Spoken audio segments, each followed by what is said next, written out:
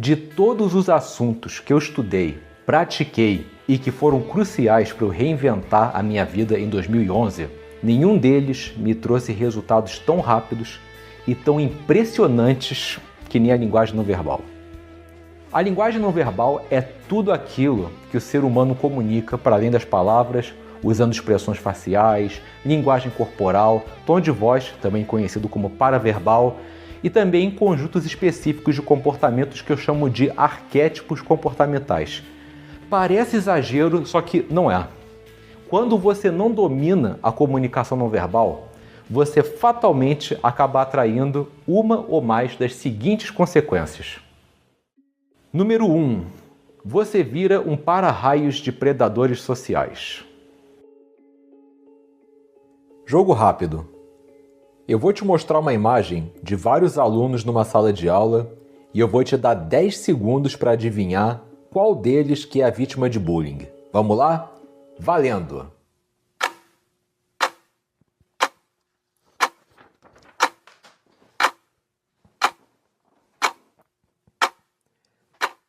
Tempo. Resposta certa? Esse aqui. E eu tenho quase certeza que a maioria de vocês, se não todos vocês, acertaram. Poucos de vocês devem ter alguma experiência com análise não verbal, e mesmo assim vocês conseguiram identificar quem é a vítima. Olha que sensacional, né? Agora, por que ele é a vítima? Resposta curta, porque ele tem linguagem não verbal de presa. Leia-se: olhar de medo, o que por si só já é um prato cheio para qualquer predador social. Pés cruzados embaixo da mesa, o que costuma ser um sinal de insegurança. Cabeça baixa e braços em formato de barreira, o que denota uma proteção das regiões vitais. E posição fetal, que remete a uma vontade de voltar para o ventre da mãe. Toda sala de aula tem alguém assim, né? Na minha era eu. Quando a linguagem não verbal é vulnerável, você acaba virando um para-raios de predadores sociais, que são aquelas pessoas que só se aproximam de você para te prejudicar, tipo bullies, narcisistas, golpistas, ladrões, oportunistas, etc. Agora, olha esses dois aqui. Você consegue imaginar alguém fazendo bullying com eles? Porque olha a linguagem corporal confiante dos dois. É difícil você imaginar isso, né? E não adianta ficar reclamando, dizendo que o problema está na falta de caráter dos outros. Porque, tirando algumas exceções, esse pessoal não vai mudar. A gente é que tem que se blindar, porque esse povo é covarde. Eles só miram nas pessoas que projetam um semblante mais frágil. Você, por acaso, deixa a porta da tua casa aberta quando você sai para a rua? Pô, claro que não. Tu já imaginou? Opa, tá na hora de eu ir para o trabalho. Quer saber? Vou deixar a porta de casa aberta. Se por acaso alguém entrar e roubar algum pertence meu, a culpa é do ladrão que aproveitou a oportunidade, porque eu deixei a porta aberta com a melhor das intenções. Surreal, né? Agora, se você tranca a porta de casa para não dar chance para o azar, por que não trancar a tua linguagem não verbal de uma tal maneira para não dar abertura para esses predadores sociais? Você ainda duvida que essas pessoas selecionam as vítimas pela linguagem corporal? Então, olha, em 2002, a psicóloga social Lucy Johnston fez um experimento em que a equipe dela filmou um grupo de pessoas caminhando num ambiente escuro, todas elas usando um macacão preto que cobria inclusive o rosto e com marcadores de luz nas juntas do corpo. O objetivo era capturar só os movimentos dos participantes, sem entregar o gênero, a idade, a cor da pele, o estilo e a constituição física. Em seguida, essa psicóloga mostrou o vídeo para um grupo de detentos e perguntou quais daqueles indivíduos tinham a maior propensão, a maior probabilidade para serem atacados, né? E não deu outra, a maioria escolheu as pessoas que tinham movimentos típicos de uma pessoa medrosa e insegura. Número 2. Um outro estudo realizado em 2003 pela Universidade de Ottawa destacou a importância do poder na dinâmica do bullying e discutiu como que a linguagem corporal e a postura das vítimas podem sinalizar vulnerabilidade para os bullies. Inclusive, esse estudo sugeriu que as intervenções escolares deviam considerar o papel da linguagem corporal na prevenção contra o bullying.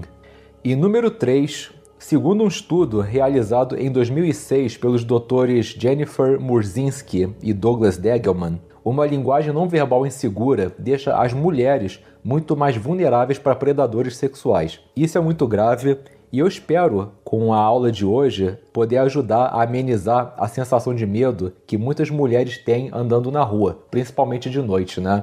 Mas tá aí, 3 evidências de que uma linguagem não verbal ruim pode te transformar num chamariz de predadores sociais. Número 2, você fica muito mais vulnerável para mentiras, falsidade, oportunismo, infidelidade, etc.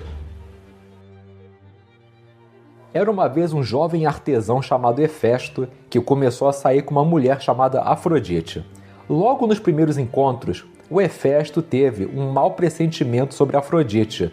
Só que como ele não tinha evidências objetivas para justificar essa preocupação, ele ficou achando que essa inquietação era coisa da cabeça dele e abstraiu. Nisso, ele baixou a guarda, se entregou para Afrodite, casou com ela e mais pra frente, quando eles já estavam morando juntos, o Hefesto voltou mais cedo do trabalho e flagrou a esposa na cama com o instrutor de luta dela, o Ares. Aí, o Hefesto deu um piti.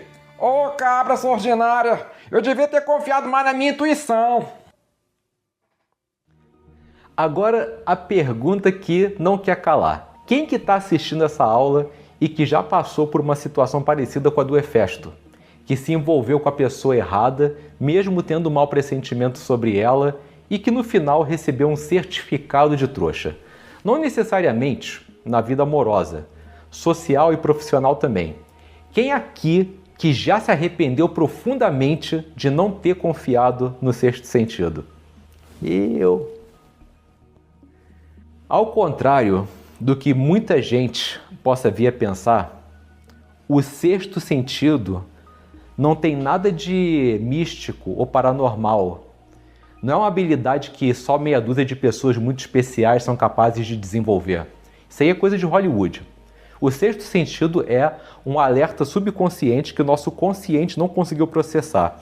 E eu vou te explicar como é que isso funciona e por que qualquer pessoa consegue desenvolver essa habilidade. Vamos lá. Imagina que você está andando nessa rua aqui que está na imagem. Se você tivesse que prestar atenção em cada detalhe que está à sua volta, o teu cérebro ia acabar fritando de tanta informação que ele ia ter que processar. Por exemplo, que tipo de veículo é? Qual a marca? Cor? Quem que estava dentro dele? Que bicho é esse? Raça? Cor? Tamanho? Que tipo de edifício é esse? Residencial? Comercial? Se for comercial, vende o quê? Cor? Fachada? Que tipo de árvore é? Tamanho? Foi podada recentemente? Quem é? Gênero? Idade aproximada? Estilo? O que está fazendo? É alguém que eu conheço? É muita coisa. Não tem como o nosso cérebro processar tudo isso. E é por isso que ele usa um filtro chamado de Sistema de Ativação Reticular, vulgo SAR. A função dele é direcionar o nosso foco para aquilo que é realmente importante ou então relevante para a gente. Vamos imaginar que o SAR dessa pessoa aqui foi programado para processar as seguintes informações: carro, cachorro e pessoas. Então, todas essas informações aqui vão direto para o consciente. E como cada ser humano tem o seu próprio SAR, é por isso que algumas pessoas prestam mais atenção nos animais, outras prestam mais atenção nos veículos, tem uma parcela que não presta atenção em quase nada porque não tira o olho do celular, tipo eu, mas já deu para entender como é que esse filtro funciona, né? Agora, isso não quer dizer que os olhos dessa pessoa não captaram as outras informações do contexto. Só que como eles não tinham importância ou relevância naquele momento, eles foram direto para o subconsciente, que é um lugar mais difícil de acessar. Até onde eu sei, só existem 2 maneiras de acessar as informações que estão guardadas no subconsciente. Número 1, hipnose, e não é garantido que todo mundo vai conseguir. E número 2, sonhos. Só que nesse caso, o acesso é involuntário e é muito comum as pessoas sonharem com coisas que elas viram de relance ao longo do dia, que elas nem se lembravam de ter visto. E é perfeitamente possível reprogramar o SAR. Por exemplo, imagina que você nunca teve interesse nenhum em motos. Tanto que ela está aqui, nos itens que vão para o subconsciente. De repente, você sentiu vontade de comprar uma e começou a pesquisar modelos, características, preços, etc. Nisso, o teu SAR migrou a moto para a lista de itens que vão para o teu consciente. E você começou a prestar atenção em todas as motos que apareciam na rua, na televisão, nas revistas, nas redes sociais, etc. E aí você fica pensando assim, caramba, parece que todo mundo resolveu gostar de moto ao mesmo tempo que eu. Mas não é que a moto tenha virado uma modinha. Você é que passou a prestar mais atenção nesse veículo. E o que isso tem a ver com o sexto sentido? Seguinte, todo ser humano nasce com uma espécie de radar para incongruências não verbais. Por mais que você não tenha conhecimento nenhum sobre linguagem não verbal, toda vez que os teus olhos captam uma atitude incongruente, o teu cérebro fica sinalizando que tem alguma coisa fora do lugar. Só que existe uma grande diferença entre ter esse radar e dominar esse radar. Quando você não sabe decodificar as pistas não verbais das outras pessoas, o teu radar fica no subconsciente e toda vez que você encontra uma pessoa falsa, mentirosa e trapaceira, que nem o Loki aqui, o teu subconsciente vai emitir um sinal de alerta que teu consciente não vai conseguir processar. Por isso que o sexto sentido deixa a gente angustiado e sem entender o porquê dessa angústia. Mas, a partir do momento que você aprende a interpretar os gestos, os movimentos, as posturas e os arquétipos comportamentais que denunciam uma determinada intenção, o teu SAR vai migrar o radar de incongruências não verbais para a parte consciente da tua mente e todo e qualquer alerta passa a ter uma razão de ser. Boa parte da linguagem não verbal é universal. São muito poucas as variações de cultura para cultura. Só para você ter uma ideia, os doutores David Matsumoto e Bob Willingham fizeram um estudo em 2009, onde eles analisaram a linguagem não verbal dos atletas paraolímpicos que eram cegos congênitos, ou seja, cegos de nascença, e que estavam disputando as Olimpíadas de 2004. E foi constatado que esses atletas paraolímpicos tinham basicamente a mesma linguagem não verbal dos atletas que não tinham deficiência nenhuma. Em outras palavras, eram os mesmos gestos de vitória, as mesmas posturas de derrota, as mesmas expressões de concentração e por aí vai. Por isso que qualquer pessoa pode desenvolver o sexto sentido, porque boa parte da linguagem não verbal é universal e todas elas têm esse radar de incongruências. Basta trabalhar. Agora, tem muita gente que não sabe disso e que fica dependendo da sorte para não cair nas garras de gente mentirosa, falsa, oportunista, infiel, etc. E nesses casos, só Deus na causa, né? Número 3. Você não chama atenção e muito menos entra para a memória das outras pessoas.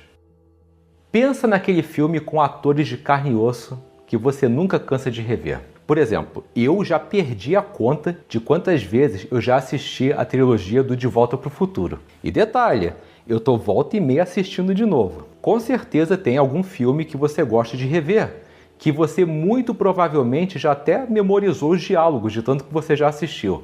Pergunto, você também conseguiu guardar o rosto dos figurantes desse filme?